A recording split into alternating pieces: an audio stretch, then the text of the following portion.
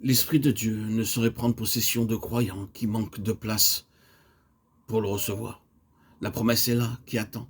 L'Esprit est prêt à remplir les cœurs. Il faut seulement vouloir le recevoir. C'est au pied du trône de Dieu qu'on trouve la Pentecôte. C'est en l'attendant là, d'un commun accord, dans la prière.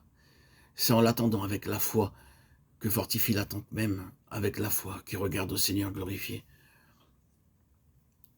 Sans douter de la manifestation de sa puissance qu'on l'obtient encore à présent.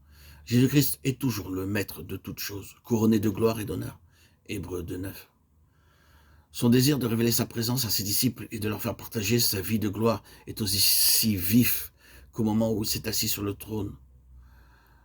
Prenons place au pied du trône, attendons-la avec une foi vivante, afin que, remplis du Saint-Esprit, nous puissions rendre témoignage de Jésus, que la présence de Jésus soit notre vie, notre force, que lui-même vienne rendre témoignage en nous, et l'Église produira des prédicateurs remplis de l'Esprit, et la vertu d'en haut amènera les ennemis de Christ à ses pieds. Notre Père, nous te prions, au nom de Jésus, de réveiller, de vivifier ton Église, que chaque croyant devienne réellement un temple rempli du Saint-Esprit, que chaque Église devienne par la foi de ses membres un groupe de croyants vraiment consacrés, qui témoignent sans cesse de la présence de Christ, en comptant sans cesse sur l'effusion de la vertu d'en haut.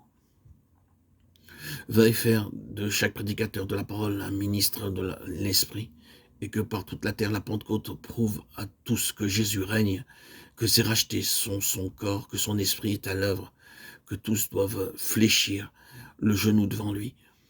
Philippiens 2:10. Amen. La Pentecôte est la glorieuse aurore de ce jour-là. Elle est le premier de ces jours-là.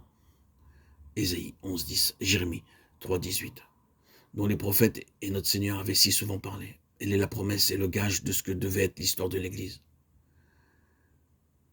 Attachons-nous à la certitude qu'en remontant au ciel, Jésus ne voulait point se séparer par là de ses fidèles disciples. L'Esprit avait pour mission de leur assurer sa présence. C'est là ce qui fait de l'œuvre de l'Esprit une bénédiction pour nous. Ce qui nous apporte la puissance de Dieu pour notre travail. La bonne santé d'un corps sous-entend la santé de chacun de ses membres. Pour que l'Esprit maintienne l'Église en état de santé, il faut que chacun de ses membres jouisse de la même santé.